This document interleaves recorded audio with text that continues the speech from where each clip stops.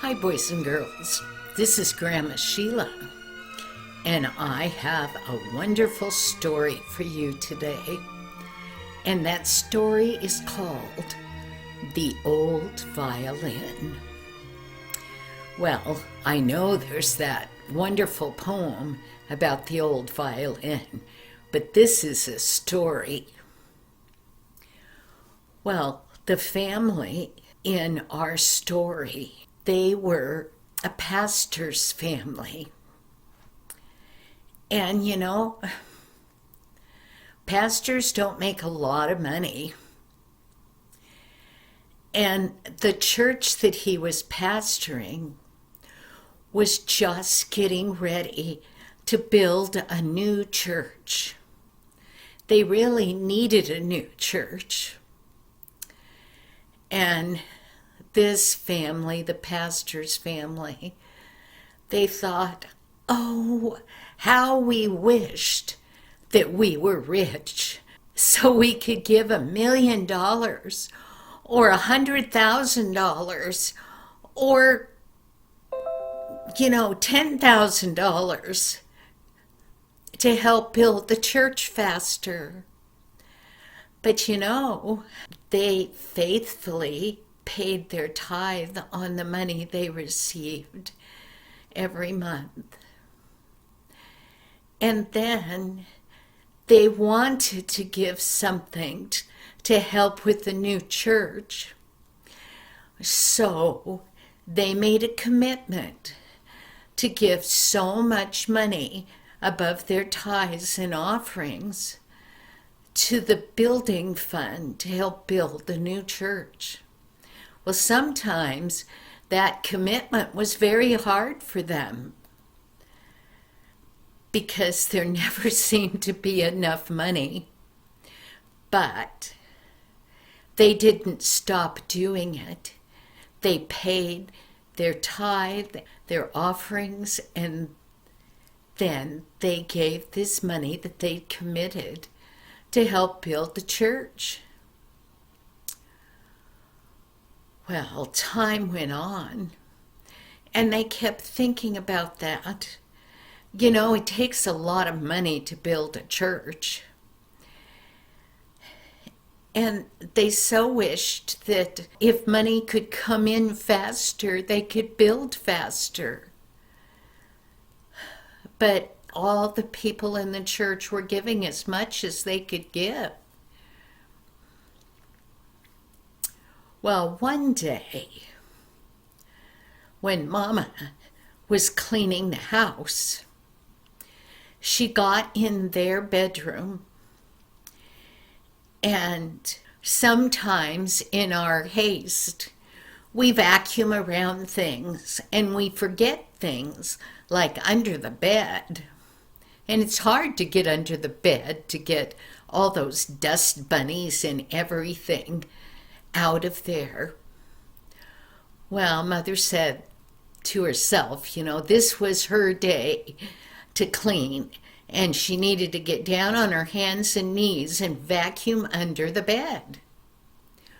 Well, when she put the hose of the vacuum cleaner under the bed, it bumped into something, and she thought, what could be under the bed?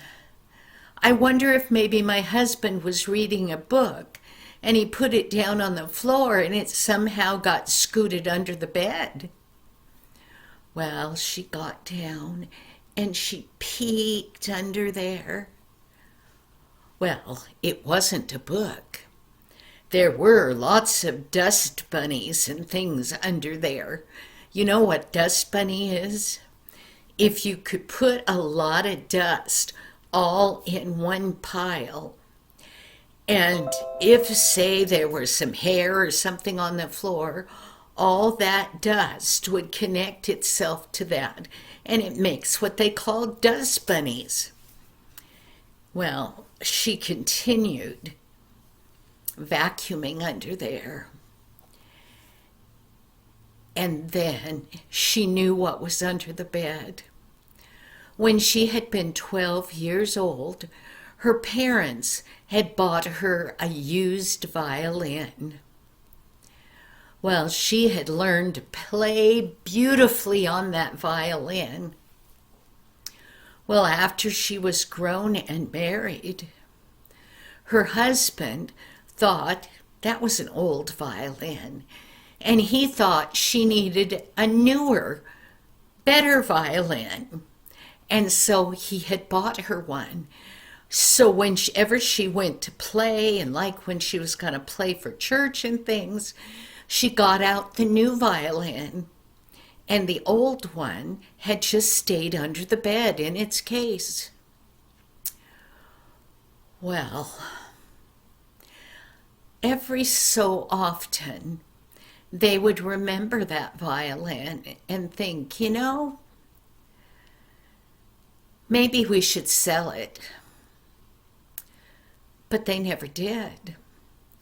And then when her husband had gone to get that newer violin, a better one, or he thought a better one, they had taken that violin along, and they hadn't taken it out of the case.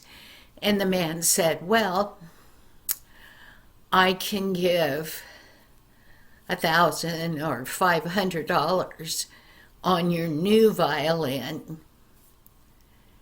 And they thought, that doesn't seem like very much money for a really good old violin.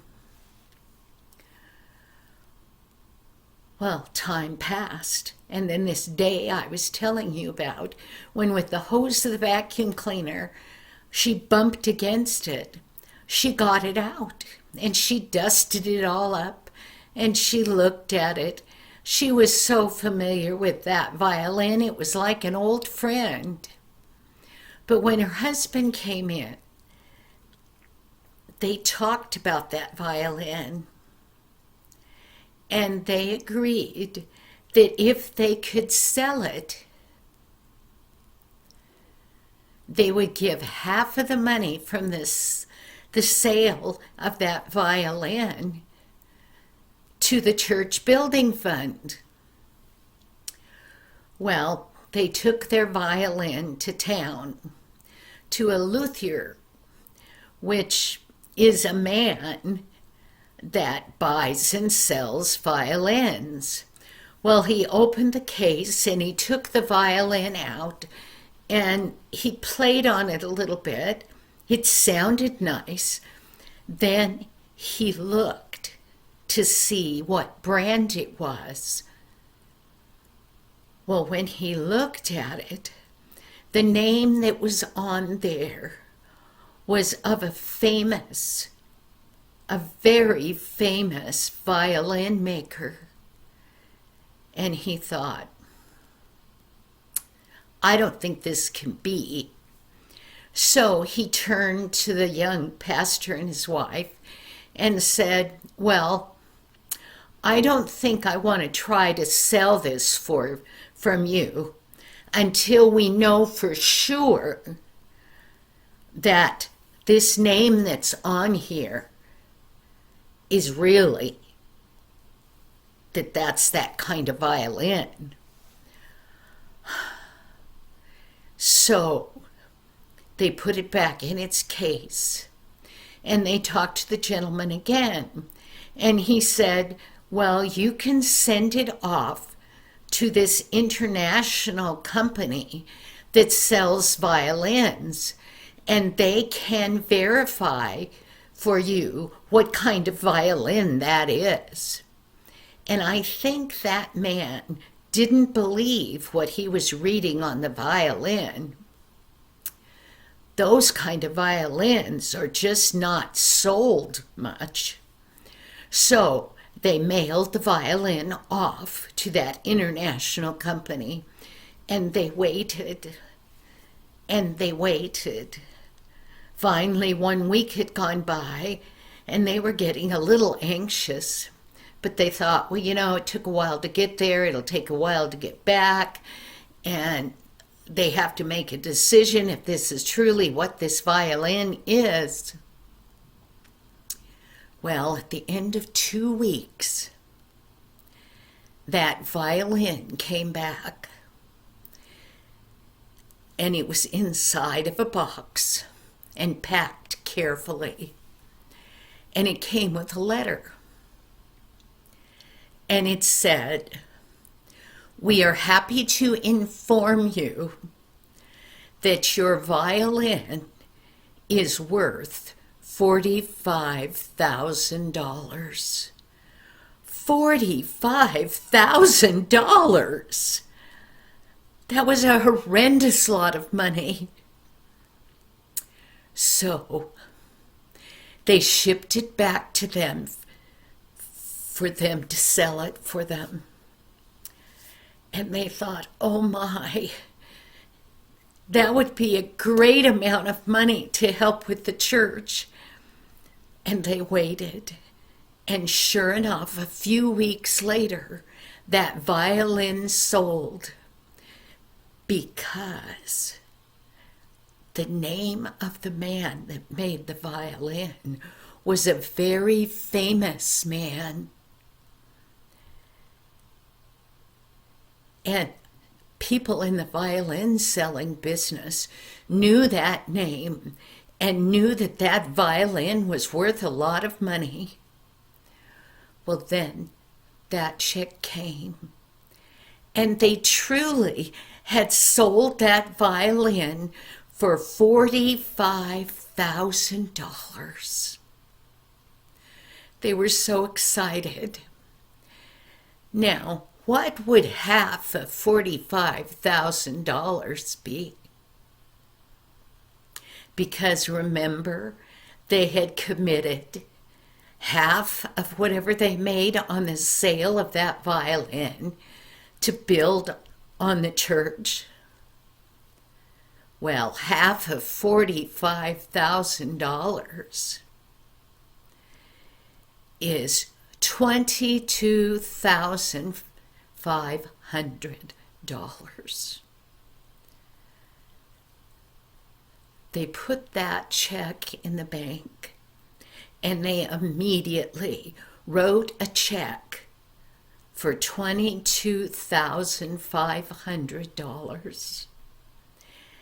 And they immediately took it to the church. And you know, $22,000 can help build a lot on a church. And you know, after they had paid that money, they felt comfortable using the second half of it for their own home needs.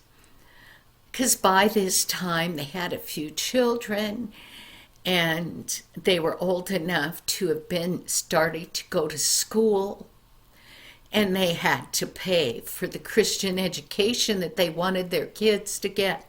This was a big, big help, and a big, big help to the church. Now, boys and girls, tell me, wonder why, when years before they thought to sell the violin, that they just didn't feel right selling it for $500 or $1,000. I think that God knew that if they took it to an honest man, he, looking at it, would know if it was a valuable violin or not. And the man they took it to was an honest man. He could have said, well, this is probably not the right name, so I'll just give you this amount of money. Or he could have known that that name that was on there was indeed a very valuable violin, but he knew that the young couple wouldn't know that. But he was an honest man, and he had told them to send it away to specialists, somebody that really knew about violins. And then they said, when they sent that check into the church, they looked at each other and they said, "This is what it's like to be rich and be able to give to God." Boys and girls, it was wonderful that they listened to that little voice of God about not selling that violin before. And it was wonderful that they had committed to giving half of whatever that violin was worth. You don't have to be rich. You can give whatever you have to give. Children have given bags of pennies to the building fund, and you know, every single penny helps. So remember that even if you're not rich, you can help in God's work too. You can help sending your pennies or whatever money you want to give to a missionary somewhere that's telling people about God. You can give it to your church so they can tell other people about God. Or you can give it to a building fund to build a beautiful church for God. Thank you, boys and girls, and I will see you next week. Bye-bye now.